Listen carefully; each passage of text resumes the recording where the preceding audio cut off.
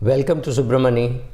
I'm going to talk to you about a word called loss, LOSS. Especially if you have been brought up in India, I do not know how it is abroad, but the minute you hear the word loss, you think it is some personal mistake that you made or something like that, and so we don't like to acknowledge loss. Forget making loss, that the market will ensure that you and me will make some loss in some transaction. There's no doubt about that, but we don't acknowledge the loss as a part of the activity, right? So you buy 10 shares, it's not in all 10 that you will make money. If you're investing in a mutual fund, if you picked up the right manager over long periods of time, you will do well, do badly, whatever. Similarly, in your portfolio, if you've got 10 shares or 20 shares or whatever, 30 shares, it's not that everything will do well and everything will always make a profit. That does not really happen. So let us look at whether we understand loss.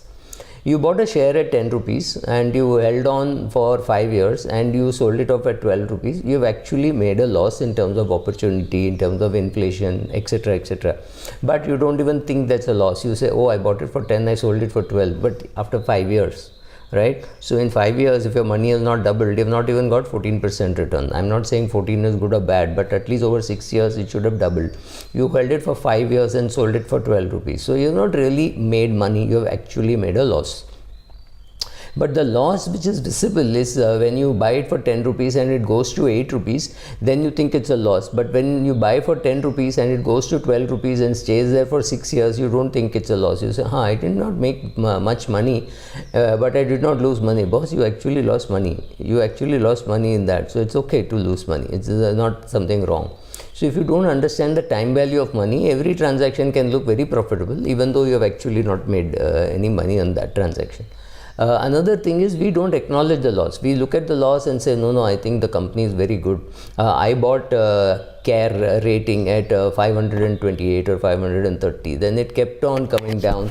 I think it's now 420 or so. So I lost $100. That's why I lost 20%. Do I have the guts to sell and say something is wrong with my research, something is wrong with maybe I got into the right business but wrong price, something, so I should sell and wait for the market to do whatever it wants to do. Instead, I keep saying, no, that is FII selling, it's actually a good share, look at the cash flow. I keep deluding myself that there is no loss. There is a loss. The only thing is I'm not acknowledging it. The third type of loss is people who I call the holder during the recession. So they buy a share for say 25 rupees and then it goes down to 20, 18, 17, 16, 15, whatever, and then it stays there for 5, 6, 7 years. Then one day it goes up to 26 or 27 and you sell off and you say, wow, I did not make a loss. I sold above my cost. Yes, but what is the cost of failure? What is the cost of staying for 5 years, 6 years without getting a return? And you did not sell only because it was below your cost.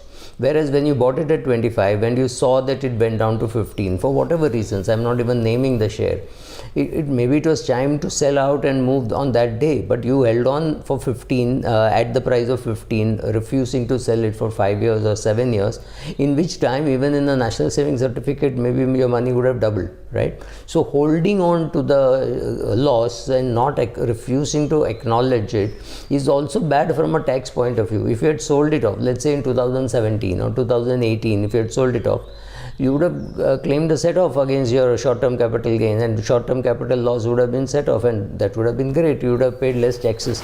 Instead, you held on and you did not sell. What really causes losses is something very simple.